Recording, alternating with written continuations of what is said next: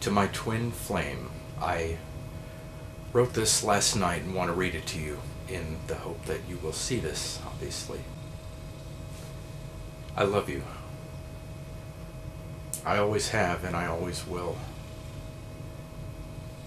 You're as goofy and random as I am, and as patient and understanding as I am, but we need each other now more than ever. You've been in my heart and thoughts for as long as I can remember, but now it's time to physically reunite. I know you're thinking and feeling all the very same right now, and so it is safe to assume you're also driven to active pursuit.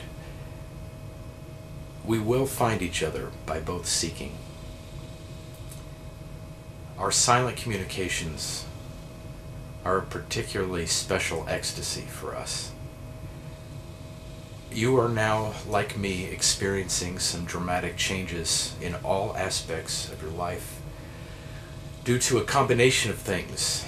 This search we have for each other, an intense spiritual and psychic awakening, and the drive to reconcile all of this with our mutual perception of all that's so inherently wrong with the world system. I think it bothers you as deeply as it does me that there's so little exploration anymore, that everything's so sectioned off so we can't just wander wherever we're drawn and be happy getting lost for a little while. I want to walk into a forest with you, pull over from a highway and intentionally going to get lost amid all the trees and hills we often pass on highways, but can usually only enjoy by simply seeing them in passing. Who cares what we'll do when we get out there? Let others ask that question. We'll just go with no intention but to go. I know we have as many stark differences as we do similarities, if not more. I have a lingering feeling you often laugh and cry at the same time, and that is triggered most often by music. I don't know why I know that. I also think you see far beyond political divisions. I think you may have some potentially serious emotional issues which have been pretty much created for you by other people who, for far too long, and some of them without even being aware of it, have a habit of projecting their own image of you over the real you, and then basically getting frustrated with you for not acting the part. I think you have issues with people who are more concerned with being understood than who seek to understand anything outside themselves. I think you are also always, to one degree or another, in search of silence and peace, the things people around you never seem to want you to have. I think you have such an indefinably incredible love of life that you are almost afraid of that being perceived as the opposite of what it is, a misanthrope or some such, because you, like me, so often seek to be away from the constant bickering about contrived nonsense that ultimately just does not matter, and want people to talk about things that do or should matter. You have an amazing bullshit detector. And most people consider it one of your most attractive qualities, being as rare as it is. And you refuse to waste time humoring anyone attempting to give you bullshit. You're becoming increasingly frustrated in your interactions with many people, loved ones and coworkers and friends, many or all of them, and it's all just forgivably misplaced frustration at not yet physically meeting your twin flame. I know how you feel, trust me. Just feel your way toward me, and I'll continue to do the same toward you, and we'll meet halfway, alright? I need you.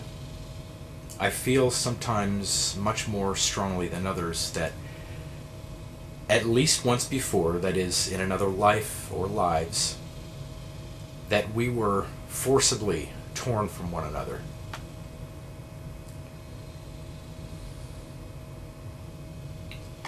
It's tinged with some tragic feeling, or that perhaps we parted ways on what was one average day for us, thinking it to be a day like any other, either going to work or wherever, but then something bad happened to one of us.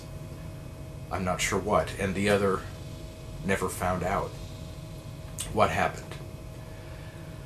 I also can't help but wonder if being in India has to do with this. I know I have lived in India in at least one previous life.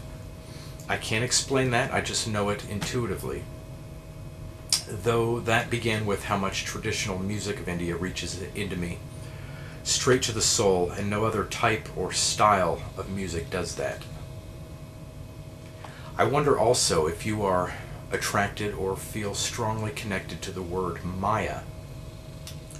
I feel that we have an unborn daughter waiting to meet us both,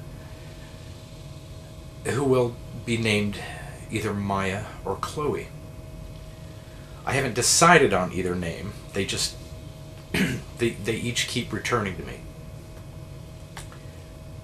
And I don't know why, like much of this. Maybe you know why I hate southern heat as much as I love winter, or why I always feel at home when it rains, wherever I am. I think I have some answers too about things you wonder about yourself. I have to think that since you're seeking too, as I am, the chances are good that you also ask yourself, what better way to search the world than saying so online? I think most couples that break apart do so because one or both of them change or changes a lot, and the other can't or won't accommodate changes. Let us perpetually accept change together. I'm determined to do so. Just keep seeking. Don't ever stop or give up. And neither will I. There is a song lyric that encapsulates all this, which has stayed with me as a reminder of you outside the context of the song. And I will leave you for now, with that. It's from Echoes by Pink Floyd. Strangers passing in the street, by chance, two separate glances meet, and I am you, and what I see is me.